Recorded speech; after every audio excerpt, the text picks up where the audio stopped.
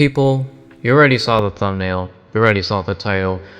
Let's just get started with this. The UK Online Safety Act is getting out of control and out of proportions that people have petitioned to make a counter argument that this should not be a valid law in America, in Canada, and especially in the UK. But for people who are under the rock, who don't seem to understand what this is, then let me clue you in. According to BBC, under its children's codes, platforms must prevent young people from encountering harmful content relating to suicide, self-harm, eating disorders, and pornography from 25th of July. This will see some services, notably porn sites, start checking the age of UK users. Ofcom's rules are designed to protect children from misogynistic, violent, hateful, or abusive material, online bullying, and dangerous challenges. Now, you may be saying, well, this seems really good on paper, and this is a good act on the UK government. However, there are some things from holding it back from being really good, and there is a lot of controversy. You see, in this law that makes it very flawed, no pun intended, there is going to be a change in the algorithm which would filter out certain videos to be determined family friendly and not family friendly, and it would implement age verifications for those who are under 18. So if you're 17, well, too bad, you're not 18. And they would remove hateful materials quickly and supporting children who have been exposed to it. Okay, and lastly, identifying a named person who is accountable for children's safeties and annually review how they're managing risk to children on their platforms. Okay,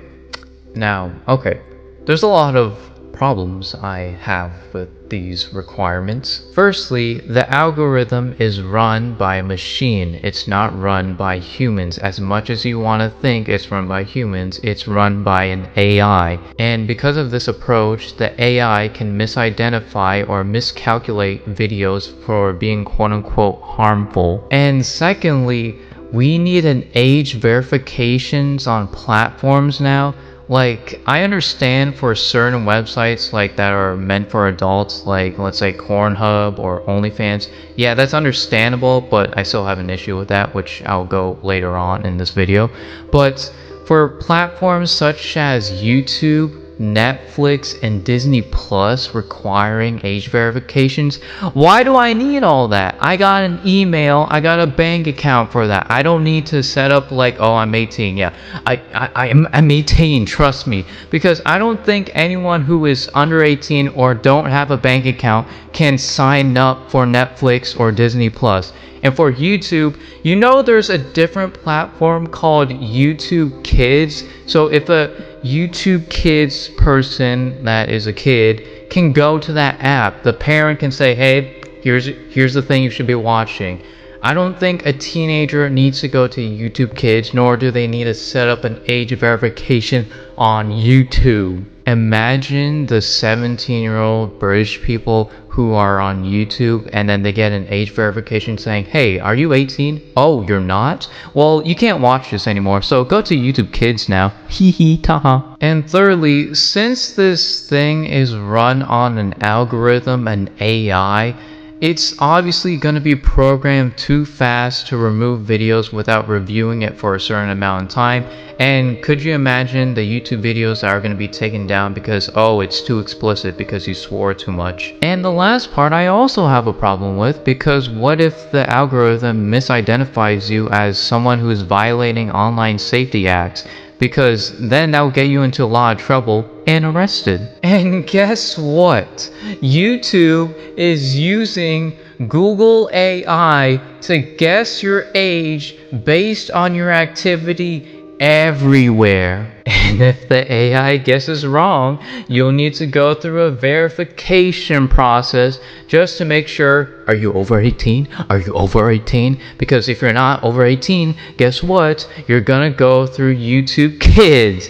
Because apparently a 17-year-old can't handle the internet. And by the way, the industry who is running this Online Safety Act is called Ofcom, an independent regulatory of online safety. But they're not run by the government. They're not controlled by the government. It's a stationary corporation, an independent regulatory for the UK communication industries. They are not controlled by their government. They are their own third party.